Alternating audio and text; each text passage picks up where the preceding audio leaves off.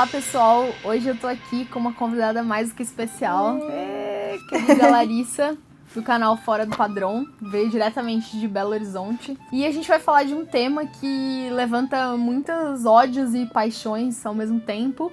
Mais ódios do que paixões, normalmente. Que é o Woody Allen. A gente vai falar da carreira do diretor e roteirista. E aí, logo de cara, eu queria falar que vai ter um vídeo no canal dela. Eu vou deixar todos os links aqui. Então, os vídeos são complementares. Então, seria muito legal se vocês conseguissem acompanhar. Um tem um link direto com o outro, assim, as temáticas que a gente vai abordar. E a gente decidiu falar sobre as marcas registradas do diretor, sem se ater muito à vida pessoal dele, porque a gente acha que isso é assunto pra um outro vídeo. Desperta opiniões diferentes, né? Por exemplo, eu acho que deve ser separado, vida pessoal de artista. Eu também. Tem gente que não acha, mas, enfim, eu acho que É não uma tem outra certo, não tem uma discussão, questão de certo e errado, é uma Sim. questão de visões diferentes, então, pra não entrar em polêmicas. Sim, então nesse vídeo a gente vai falar sobre o Woody Allen, o artista. Exatamente. A gente não vai se apegar a questões e polêmicas de vida pessoal. A gente ficou pensando como abordar uma filmografia tão enorme, né? Cheia de altos e baixos e com muitas produções, sem falar da filmografia inteira, né? Que seria impossível fazer isso. É uma questão de tempo. Então a gente resolveu pegar algumas marcas registradas, né? Levantar alguns tópicos. Exatamente. Que a gente acha que perpassam, né, o trabalho dele, que se destacam e que a gente queria comentar. Pra introduzir sobre o trabalho dele na direção e como roteirista, assim. Porque ele sempre escreve e dirige, Sim. né? Mais escreve do que dirige, porque tem filmes que ele só escreveu, né? Alguns filmes foram dirigidos por outras pessoas. E sempre tem essa discussão no que ele é melhor, né? Afinal, Ele é um autor mais cinematográfico, mais literário, tudo. E o que você acha? Eu acho que ele é um autor que escreve. Ele é um autor que escreve. Mas isso não significa que ele é melhor roteirista do que diretor, assim. Eu acho que ele é melhor roteirista do que diretor. Mas ele tem muitos pontos bacanas também como diretor, mas eu acho que a preocupação dele é a escrita, sabe? E ele mesmo já declarou isso, o importante é que as coisas saiam como ele escreveu. A gente, né, até já falou isso, mas todos os filmes dele têm alguma relação textual mesmo. Então, acho que o foco dele é escrever. Ele não costuma ter muito ambições técnicas, né? Ambições estilísticas, assim, de direção. Então, ele não costuma inovar muito nesse sentido, né? Raros alguns filmes que a gente vai até comentar que a gente acha que ele sai um pouco, assim, dessa linha. Tiveram algumas vezes que ele ousou e deu certo. Sim, exatamente. Foram coisas pelo qual ele ficou conhecido. Mas o que torna ele a referência, eu acho que são os temas que ele aborda.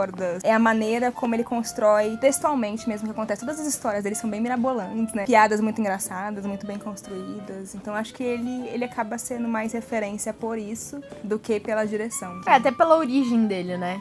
Que foi como escritor, né? Foi criando piadas pra outros comediantes, né? Nos anos 60. Escrevendo pra talk shows. Então a base dele, a bagagem que ele tem é essa, né? Que ele acabou levando inevitavelmente pro cinema, né? Pro trabalho dele no cinema. E a gente tava falando de filmes inovadores, assim. Quais filmes você acha que ele conseguiu sair um pouco, assim, do que se espera de um filme do Woody Allen, assim? Como diretor? No geral, assim. Se você quiser destacar como diretor, mas acho que no geral. Porque, querendo ou não, também o filme é uma visão artística do diretor, né? Então, que é quem vai conduzir tudo aquilo, né? Eu acho até difícil separar, né? Porque mesmo quando um diretor pega um roteiro de outra pessoa, no final das contas a narrativa é dele, né? Ele constrói a narrativa na hora de filmar. O que ele pegou ali foi a história, o desenvolvimento, a trama. Eu acho que ele fez algumas coisas visualmente que destacaram ele, né? Ele foi um dos precursores daquela questão do mockumentary. Não sei falar de jeito. Esses documentários que são, na verdade, falsos documentários, né? Normalmente são engraçados, são piadas. E ele foi um dos precursores nisso, eu acho que ele saiu muito bem. E às vezes você nem sabe, né, que é um falso documentário, né? Porque ele é pacotado, assim, de um jeito tão convincente que se você for desavisado, você... Você tá achando que você tá acreditando, tem toda a né? narração ali, todo aquele formato. Ele tem todos os elementos de um documentário tradicional, né? E acho que um desse que mais se destaca é o Zelig. Sim, que é um dos meus preferidos do Woody Allen, inclusive. Então, ele teve essas ousadias, né? E eu acho que no começo de carreira ele fazia isso ainda mais. Eu acho que era quando ele tava experimentando mesmo. Sim. Ele fez muitos filmes com sketches também, tipo, tudo que você queria saber sobre sexo. Sim. Então, são várias sketches diferentes sobre sexo. Então, acho que no começo de carreira ele experimentava muito nisso. Até o Anyhow mesmo, né? Que é o que tornou ele mais famoso. Eu me recuso a falar Anyhow em português, porque é um nome horrível.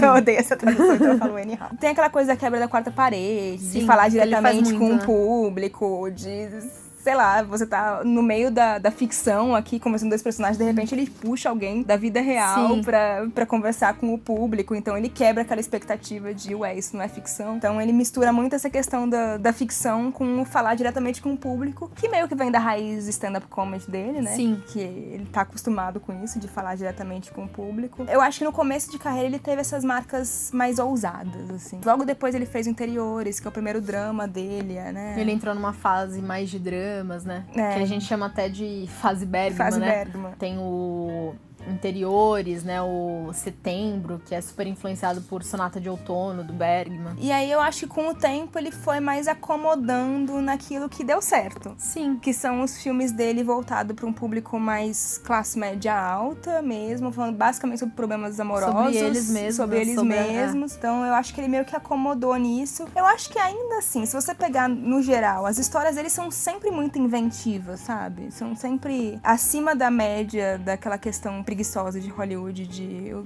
homem conhece a menina e eles têm um conflito e eles resolvem e ficam bem no final. Não é essa coisa simples, ele sempre faz alguma coisa mais inventiva, mais diferente, com a história em si, né? Com a trama. Um pouco mais sofisticado até pelo nível de referências que ele tem, né? Exatamente. Pelo repertório que ele tem, né? Exatamente. De outras áreas, né? Da literatura, da música, questões religiosas. Ele acaba pincelando isso sempre de uma forma ou de outra, né?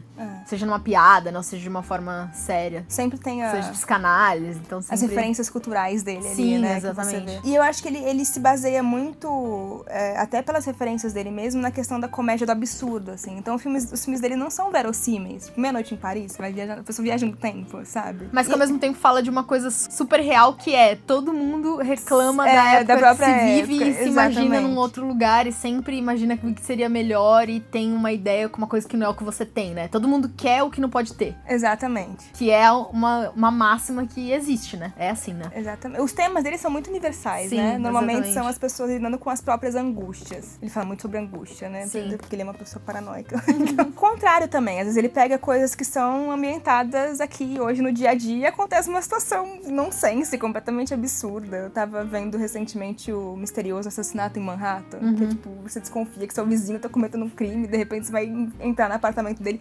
Não é realista, não é? Mas não é pra você encarar dessa forma. Ninguém na vida real faria isso. Ele não tá preocupado com isso, ele não tá preocupado em ser verossímil, realista. Ele tá preocupado em expor a natureza humana, só que ele usa situações absurdas pra aquilo. Situações extremas, né? Situações extremas pra aquilo. Então, eu acho que são essas as marcas nas quais ele ousa mais. Mesmo aquelas que eu acho que são as mais preguiçosas, que normalmente eu acho que são preguiçosas no desfecho. Rodeadas de muitas coincidências, muitas situações fáceis, narração. Ele usa muita narração, que é um recurso mais pobre, né? Narrativa. Sim. Então, mesmo quando ele usa essas preguiças dele, ainda assim, eu acho que os filmes do Piadas Woody Allen repetidas, estão né? acima da média da maioria dos Sim. filmes que estreiam por aí todo ano. E todo ano tem filme do Woody Allen. Sim. Então você sempre vai estar atrasado, mesmo quando você achar que você tá em dia com o Woody Allen, você demorar um pouquinho o ano que vem. E tem uma coisa que é bem recorrente também nos filmes dele, que é o casting, né? Ele tem as musas, as atrizes recorrentes, a Diane Keaton mais no começo, depois a Mia Farrow até a separação, e a Scarlett Johansson depois também. E até os coadjuvantes também, né? A primeira esposa dele, a Louise Lesser, também tá nos primeiros filmes. Aí teve a Scarlett Johansson, tem as coadjuvantes, a Diane West, a Judy Davis, e dos homens também, o Alan Alda. Então ele sempre coloca os mesmos coadjuvantes, basicamente. Ele trabalha sempre com as mesmas pessoas, né? Isso é o casting, né? Ele é a equipe dele, né? Ele costuma trabalhar com os mesmos produtores, a mesma pessoa pra trilha, diretora de elenco, enfim. O Charles Joffin e o Jack Rowling sempre são os produtores do filme dele, né? É que eles na verdade são empresários, né, de comediantes que meio que apadrinharam o Woody Allen lá nos primórdios, no começo dos anos 60, quando ele tava começando a despontar como um grande comediante, grande escritor de piadas, enfim, de gags, né? E ele começou a ir um pouco pra esse ramo, né, do entretenimento, e aí ele meio que pediu, né, para os dois, pra eles apadrinharem ele. E é bacana porque eles seguiram até a morte dos dois, né? Os dois morreram recentemente, na década passada. Um deles morreu com 100 anos também, todo mundo na vida dele morre com 100 anos. E eles seguiram trabalhando juntos até o final, assim. Sim. Então, acho que você vê que é o tipo de pessoa que valoriza estar sempre por perto das mesmas pessoas. Até porque ele detesta pessoas, né? Então, acho que deve ser difícil fazer novas amizades, né? E ele gosta de ficar um pouco nessa zona de conforto, né? Que a gente já tava comentando, né? De gravar em locações não muito elaboradas, complicadas, né? Que não requer que ele viaje muito, apesar dele ter tido essa fase na Europa. Então ele costuma se cercar, assim, de pessoas que ele já gosta de trabalhar, porque já devem conhecer como que ele funciona, né?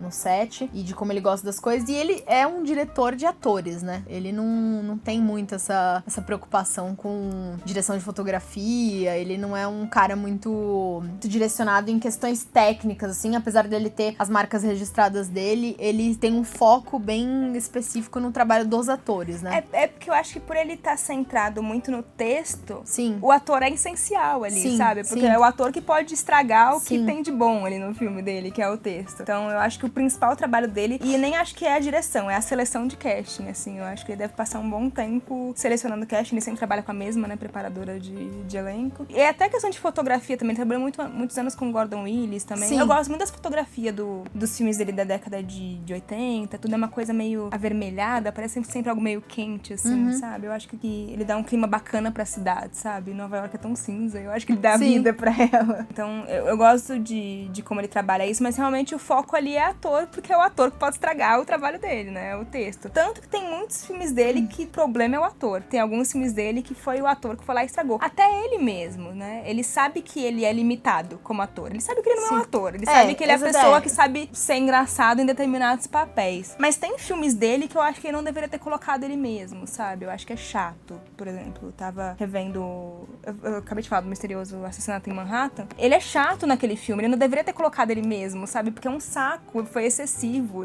Outra pessoa combinaria mais ali. Então, eu acho que às vezes ele erra até de colocar ele mesmo. Ele fala que às vezes ele coloca ele mesmo porque ele não conseguiu ninguém melhor. Ele não conseguiu colocar ele mesmo. E como é o Woody Allen interpretando o Woody Allen, então não tem como dar errado, né? Mas tem algumas outras pessoas interpretando o Woody Allen que ficam melhor do que o próprio Woody Allen. Exato. Tipo, tudo pode dar certo, né? Tudo pode dar certo pra mim é o melhor exemplo. Que é incrível, né? Aquele cara de Ele é o melhor Woody Allen, aquele cara, né? Ele é um Woody Allen melhorado. Exatamente. Assim, sabe? Como ator. É incrível. E tem a questão dos prêmios também, né? Que embora ele seja super premiado, super indicado, todo ano, basicamente, ele tá no Oscar, de alguma forma. Como roteirista, ele é recordista, né? Ele tem 16 indicações. É muita indicação. Todas como roteiro original, que já é um absurdo. Claro, ele nunca adapta roteiro nenhum, né? Ele sempre é original. E ele tem 3 Oscars, né? Como roteiro, sim. Annie Hall, Honey e Suas Irmãs e Meia Noite em Paris. O Annie Hall também ganhou o melhor filme, mas eu acho que não vai pro produtor, né? Normalmente não vai pra ele. E a Diane Keaton também ganhou. E ele foi indicado como ator, o que eu achei, né? Não precisava. Tudo bem, né? Mas às vezes vai naquele embalo, né? De ficar indicado em tudo. Indicação, acho que vocês exageraram. Então, exatamente. Mas se eu não me engano também, se você somar roteirista e diretor, ele é o que mais tem indicação. Ele supera até o Billy Wilder, que era, tipo, queridinho, xodó da academia. Sim. E ele é esse xodó da academia, nunca vai, né? Nunca tipo vai, aquela pessoa né? que pisa e você continua amando.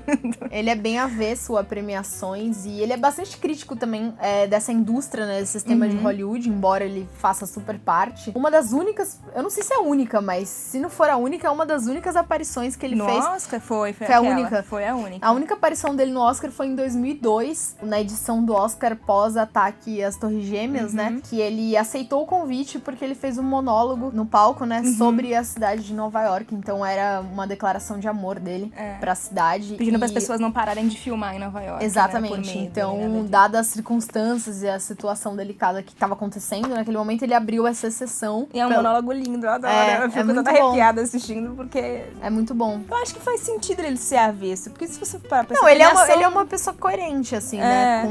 Nesse sentido, né?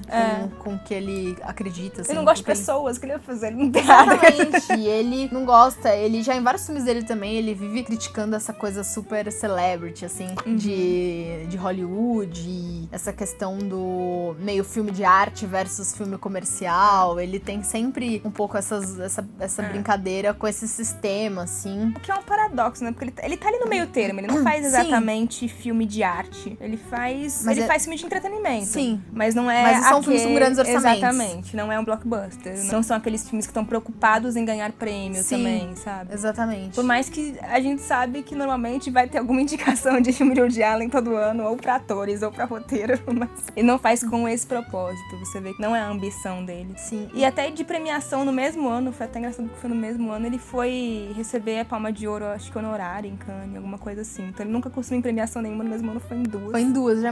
Mas Cannes ele costuma ir, né? Ele foi, o ano passado no Café Society ele foi, Ele né? lançou em Cannes, né? É, exatamente. Mas acho mesmo que Cannes é a única exceção, né? Mas mesmo assim, acho que ele é meio avesso, assim, a parte de... Muitos flashes, né? E a gente tava falando um pouco das musas do Woody Allen. Muitos filmes dele perpassam essa questão dos relacionamentos e dramas familiares, geralmente centrados na figura materna ou na questão de irmãs e relação mãe-filha e tudo mais. Queria te perguntar, você acha que o Woody Allen é machista? Como você acha que ele aborda no universo de Allen as mulheres, esses personagens mulheres, né? Então, é algo engraçado isso, né? Como é que o nosso senso crítico vai amadurecendo com o tempo. Porque eu gosto de Woody Allen desde criança. Crianças não costumam assistir Woody Allen, mas minha família é diferente das outras famílias, então eu assistia desde criança. E eu sempre gostava muito, assim, e depois com o tempo eu fui começando a ver alguns problemas. Então, eu acho que tem sim algum problema da representação do feminino nos filmes dele. Assim, nem tudo é só desgraça, nem tudo é só felicidade. Eu acho que tem pontos positivos. Por exemplo, as personagens femininas, por mais que tenha problemas, elas sempre têm um papel de destaque nos filmes dele. Muitos filmes eles são protagonizados por mulheres, inclusive. Boa parte, exatamente, né? A Diane Keaton normalmente era protagonista, a Mia Farrow normalmente era protagonista. E geralmente são personagens complexos, né? Sim, não são personagens unidimensionais, não são personagens que são humanas, né? Tem defeitos, tem problemas. Sim. Mas eu acho que rola um pouco de gaslighting, eu acho que sempre tem meio que ele desmerecendo a mulher, sabe? Meio que tirando o sarro dela, você tá louca. Rola um você tá louca. A mulher histérica, né? A mulher histérica. Tem um pouco. E eu acho que ele ele faz muitos filmes sobre ele, a figura dele. Então são problemas masculinos muitas vezes, mesmo que ele aborde relacionamentos, mas é quase sempre, mesmo quando a mulher tá como protagonista, sempre tá meio que centrado na figura, o problema central na figura do homem ali, sabe? Então eu acho que tem problema sim. Até a questão da mulher como musa, né? Em muitos filmes eu tenho a impressão que a mulher tá ali meio que como uma forma do cara se sentir melhor ou... Pra inspirar o trabalho do cara. Exatamente. Pra inspirar o trabalho, é verdade. Eu acho que isso rola muito, assim. O escritor e a mulher, tanto ele precisa dela por perto pra escrever bem. Tanto a mulher que é a mulher do casamento, geralmente, tipo a mulher, quanto a menininha que ele vai trair a mulher. A conta-amante. Sempre é a menininha que é um passatempo do momento, que ele deu um surto, vai pegar a Luninha, mas depois tudo bem, porque ele vai voltar pra mulher que sempre esteve lá. Então a Luninha é só a Luninha e a mulher é a mulher traída, sabe? Né? Tipo, no Manhattan, Sim. Como é que é o nome da atriz? Mariel Hemingway, né? A personagem tem 17 anos. Sim. Assim, a personagem tem 17 anos, não é que a atriz tinha, mas a personagem tinha, e tudo bem. E além de ela ter 17 anos, ela é meio que o step ali, né? Ele volta pra ela quando ele toma um pé na bunda da Diane Keaton. Spoiler do filme de 79.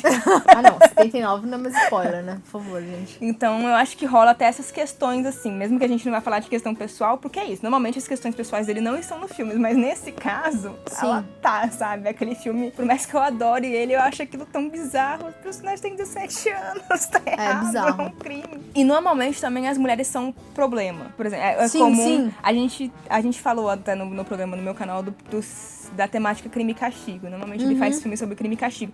Normalmente a mulher tá causando um problema pro cara. A mulher engravidou, a mulher tá enchendo o saco, quer que ele largue a esposa. Ele precisa dar um jeito naquilo pra vida dele seguir. Exatamente. Ou pra ele tirar aquele peso na consciência. Como que ele vai se livrar daquele problema? Então, frequentemente, a mulher é um problema. Então, é muito louco isso, né? Porque, geralmente, a gente critica muitos personagens rasos, personagens femininas rasas, né? Mal construídas, no caso. Mas nos filmes dele é isso, né? Não é nenhum problema de ser uma personagem rasa, né? Não. Mas é uma questão nem de como... objetificada, assim. Não são... Por mais que a gente fale em musa, mas ele não coloca a Scarlett Johansson, sabe? Com pouca roupa, fazendo pose sexy. Não é exatamente. Isso. É como é colocado na própria trama, né? O lugar que aquela personagem tá em algumas situações. Eu não acho que... Eu não sei acho que é intencional. Mas eu acho que o machismo é muito... Tá enraizado na sociedade. A gente é machista, Não, às vezes. Exatamente. Machista no sentido... E ele é um homem branco, rico, escrevendo exatamente. sobre ele mesmo. Então, tipo, o que ele conhece sobre problemas femininos na real? Por mais que ele escreva sobre isso, o que ele na real conhece sobre? Então, muitas vezes ele comete erros. Exatamente. O que mais me incomoda é quando ele trata meio que a mulher como histérica. Tem algumas personagens dele que são histéricas, são muitas. Insuportáveis, assim, são mulheres chatas. Nossa, acho que agora a gente tá falando sobre isso, acho que é isso que me irrita no Igual a Tudo na Vida, a personagem da Christina Ricci. Eu que não a gente tenho tava, problemas. que a gente tava já comentando antes. Eu acho Mas eu acho que é divertido. isso, porque, gente, ela é muito insuportável. E Ela é o cara muito tentando insuportável. corrigir ela, assim, basicamente. O filme todo, né? E ela é meio dominadora, só que de um jeito insuportável. É bizarro. De vez em quando ele faz bizarro. uma meia-culpa, eu acho. Tem até alguns filmes no qual ele coloca, tipo, o homem percebendo do tipo, não, eu estava errado. É, exatamente. Ele faz um meia-culpa de vez em quando. Então, é isso, assim, não dá pra... Tem pontos positivos pras mulheres no filme dele. Elas são personagens complexas, elas Sim. são bem trabalhadas. Muitas são protagonistas. Muitas são protagonistas, são centrais na trama. Mas, vez ou outra, gente, é um homem privilegiado falando sobre mulheres. Vão ter vários deslizes com frequência. Não, total. Bom, a gente começou esse vídeo falando que a gente não ia comentar sobre a vida pessoal dele, mas perpassando algumas obras dele, a gente vê que tem alguns temas que são recorrentes e tem a ver com o relacionamento de um homem mais velho, com uma garota mais nova. Tem algumas questões ali que... Tem uns que são quase autobiográficos. O Anyhow é um filme autobiográfico. Sim, é realmente exatamente. o relacionamento dele com a Diane Keaton ali, né? Sim. Depois que já tinha acabado. Tem alguns que são meio autobiográficos mesmo, assim, sem disfarce. Não tem alguns que não tem como fugir, né? Que tem muito das vivências dele pessoais, né? Tanto da infância dele, quanto relacionamentos amorosos e dramas. A gente já falou do Era do Rádio também, que é muito a vida dele. O Desconstruindo Harry, eu acho que também é muito ele. É muito como eu lido com bloqueios criativos, sabe? Você vê que tem muito dele ali. Rola umas autobiografias frequentes ali. Ao mesmo tempo que ele trata de temas universais, né? Sim. Que são de fácil identificação do público. Vocês podem assistir o outro vídeo pra ouvir mais sobre temas e gêneros, porque lá a gente fala com mais detalhes. A gente destrinchou mais. Então já vou deixar todos os links aqui, não deixem de conferir. E como a gente fez no vídeo do Fora do Padrão, a gente combinou de cada vídeo, a gente elegeu um top 10. O meu não tá na ordem, tá fora de ordem, de filmes preferidos do Woody Allen e os piores filmes, né? Na nossa opinião. No vídeo... O seu é mais o meu certo, porque você assistiu todos. Eu não, eu fiz só com que eu assisti. Não, mas você assistiu bastante também. Assisti bem mais que a metade, Eu fiz meu top aqui. De filmes preferidos, eu coloquei Annie Hall. Tem muitos filmes parecidos com o que a Larissa escolheu também. O Zelig, Rosa Púrpura do Cairo. Esses três acho que tá no seu também, né? E o Rosa Púrpura. A Era do Rádio. Também. Outro que eu coloquei é A Outra. Eu não sei se você assistiu. Não. Que entra naquela fase Bergman, que a gente comentou também, que é muito bom, assim, é bem denso o filme. Acho que é um dos únicos de drama que tem aqui, eu gosto bastante. Maridos e Esposas, que é um dos meus preferidos, eu não sei se você já assistiu. Também que não. foi o último filme, se não me engano, foi o último filme que ele fez com a Mia Farrow, quando eles estavam casados. Acho que é de 92. Depois desse filme, eles não fizeram mais nenhum filme juntos. E eu gosto muito porque ele trata de relacionamento, são dois casais amigos, né? Então, um quarteto, que quando um casal fica sabendo que o outro tá separando, esse outro casal começa a ter crise também junto. Então vira uma crise generalizada, assim, dos quatro. E a câmera na mão, assim. O filme é super aflitivo, mas ele é muito legal, porque tem muitas verdades, assim, de relacionamentos. Várias idas e vindas, e tem a questão da traição, de você recém-separar e ficar com alguém, mas... Se você for ver o período pessoal que ele tava passando, faz todo sentido ali ele falar, né? Faz todo sentido. Ele tava quase no divórcio ali. Mas ele não é um drama, assim, ele tem a parte cômica e tudo mais, e tem muitas verdades, assim, ele é bem ágil, assim, aquilo que a gente tava comentando, aqueles diálogos frenéticos o tempo todo. Tem um timing muito bom. Eu acho que é isso que torna ele um comediante diferenciado, assim, não é o que ele escreve como piada, é o timing, essa piada sempre vem naquele momento certo. Assim, exatamente. Sabe? E eu gosto muito desse filme. Ele não é dos mais famosos também, mas fica a dica, quem quiser conferir, Maridos e Esposas. Bom, o outro filme é Desconstruindo Harry. Eu adoro também. Que eu acho genial, muito. Que além do timing cômico, assim, do filme, tem uma questão temática que eu adoro, que é um filme sobre o fazer cinematográfico, sobre criatividade, sobre criação, né? Sobre bloqueio criativo, enfim. Então tem uma temática que é incrível. Os filmes metalinguísticos dele, eu acho que são os melhores. né? Eu gosto demais. Tem cenas muito boas. E eu acho muito legal essa questão da perspectiva de quem tá contando a história, sabe? Como que isso muda, né? O tom da coisa, né? A atmosfera da coisa. Tem o Match Point, que acho que muita gente deve gostar, muita gente deve conhecer. Eu gosto também. Tenho ressalvas, mas eu gosto. Eu gosto muito e eu acho que esse filme foi um pouco responsável por conseguir conquistar uma plateia nova, sabe? Um público que, de repente, não conhecia os antigos trabalhos do Woody Allen, conhecia pouca coisa. E eu acho que ele é bem comercial, assim. E ele inaugurou, acho que, uma leva de filmes comerciais que talvez tenha deixado ele mais pobre pop, assim. Ele foi o primeiro da fase Europa? Eu acho que foi, né? E ele tava vindo numa leva de filmes não tão bons. Sim. E eu acho que mostrou pra esse público em geral, né? Porque o filme fez um certo sucesso Sim. também. Que o Woody Allen não era um diretor só de comédia, né? Porque quem sabia disso é quem já era fã dele mais Sim. das antigas e tal. Mas eu acho que o público jovem não sabia disso. Ele não faz só essas comedinhas aí que você vê por aí. Ele é um diretor que faz mais coisas além disso. Vi Cristina Barcelona. É o que eu mais gosto da fase Europa. Eu adoro. Eu gosto muito também. E ele é bem feminino. E, Sim. E não Parece tão até problemático, Almodóvar, né? por mais que tenha algumas Parece cenas... Almodóvar.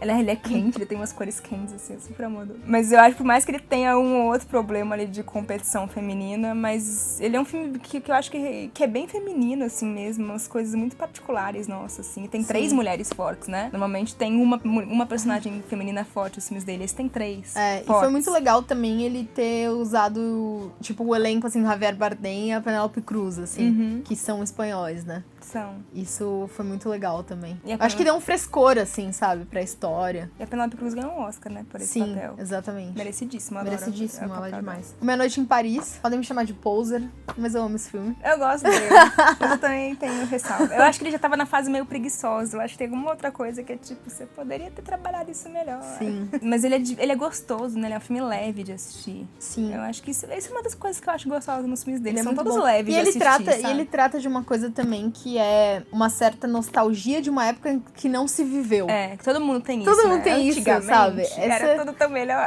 Porque, nossa, como eu queria nascer em outra época, eu não sou dessa época. Isso é uma coisa que é meio uma premissa super real, né? Então eu acho que as pessoas se conectam, assim, afetivamente a esse filme. Nesse filme também tem a questão do Owen Wilson, né? Que é o Woody Allen.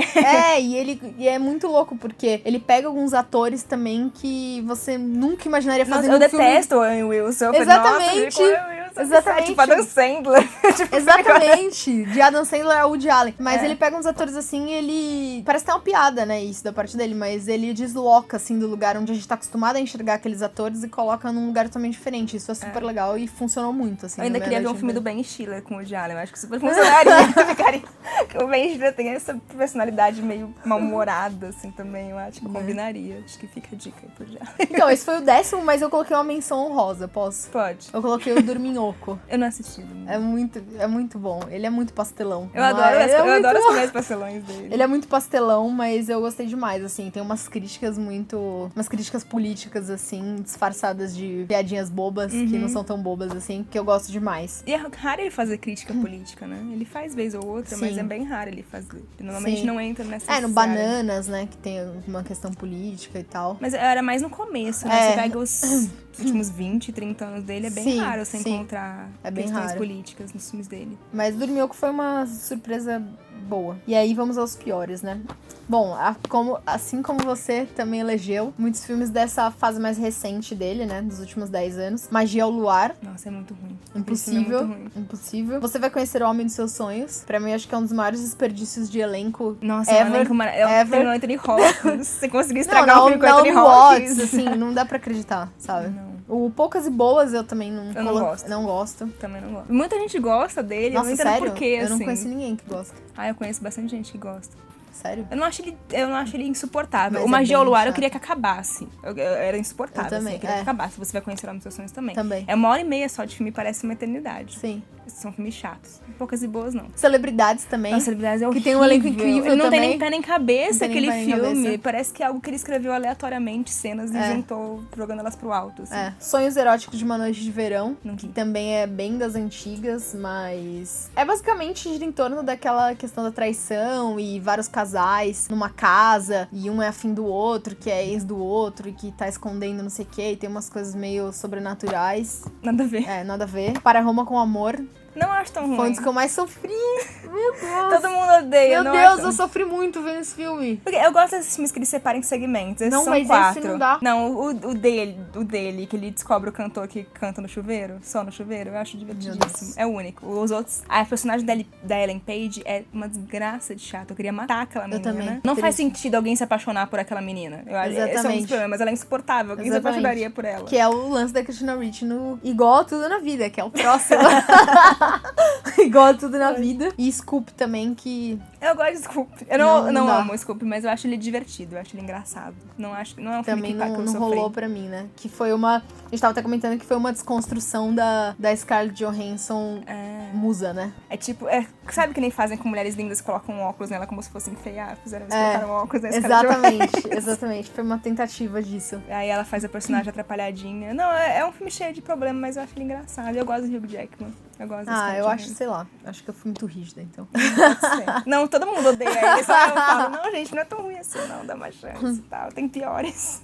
Tem piores, eu acho. Eu nem coloquei o Homem Racional aqui nos piores. Muito ruim. Deixei pra você. Muito ruim o Homem Racional. Muito ruim. Mas Café Society, ele tá retomando. Café Society. Eu não vi Café Society. Foi o único que eu não vi ainda. Tá atrasado. Eu fiquei acomodada, né? Porque eu fiz a filmografia inteira. Aí eu achei que eu tava super adiantada. Mas ele lançou uma série na Amazon agora também. É verdade. Eu não vi também. Série não conta, né? Não. Série não conta, de Deus, a gente não é né? obrigada. A gente não dá conta, né? É pouca vida pra muita só se a gente coisa pra quiser. assistir. Mas é isso, pessoal. Espero que vocês tenham gostado. E não esqueça de conferir o vídeo também no Fora do Padrão. Vocês vão encontrar todos os links de tudo que a gente falou por aqui nas descrições dos 2 vídeos. E eu queria agradecer mais uma vez. Eu que amei vir aqui.